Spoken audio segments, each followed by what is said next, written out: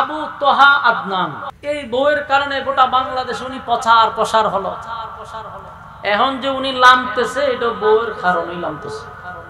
সত্য মিথ্যা আল্লাহ ভালো জানে। আবু তোহা আদনান, বাংলাদেশের অনেক যুবকরা তার জন্য পাগল, বিশেষ করে ইয়ং জেনারেশন। তার কথার মধ্যে চমক আছে। আমি নিজেও তার বক্ত।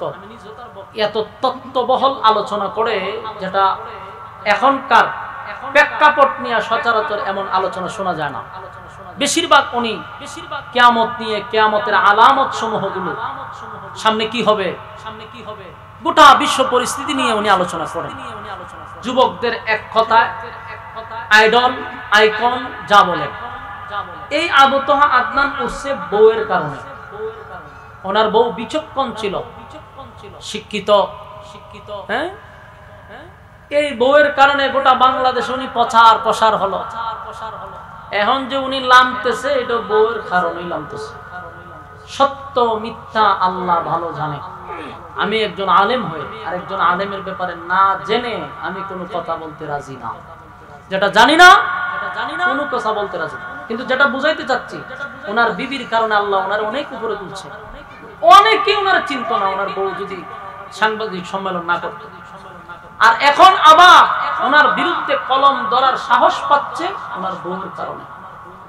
মানে আল্লাহ ভালো জানে ওনার বউ সত্য না উনি সত্য, আল্লাহু আলাম, আল্লাহ ভালো জানে। তবে আমি চাই একজন আলেমের ইজ্জত সম্মান যেন নষ্ট না হয়। যুবকদের একটা আকর্ষণ তার প্রতি, তার মান সম্মান যেন ক্ষুণ্ণ না হয়। আমরা এদিকেও খেয়াল রাখবো ইনশাআল্লাহ। যে কোনো একজন আলেমের অপরাধ দেখলে এটা আমরা আগে যাচাই করব। একটা মানুষ বলল, এটা শুনলেই আমরা তার বিরুদ্ধে লেগে গেলাম, আগে যাচাই বাছাই করা দরকার। যাদের জনপ্রিয়তা বেশি তাদের বিরুদ্ধে সমালোচনাও অনেক রামবামরা চেষ্টা করে, যাদের ডাকে লুক হয়, যাদের আলোচনা মানুষ বেশি শুনে, তাদেরকে কোনোভাবে কলঙ্কিত করা যায় কিনা এটা নিয়ে একটা চেষ্টা চলে। আল্লাহ মাফ করুক এবং আবারও আদনান ভাইকে জমিনে এই মাঠে আবার ফিরে দেয়, ঠিক কিনা? আমরা দোয়া করি।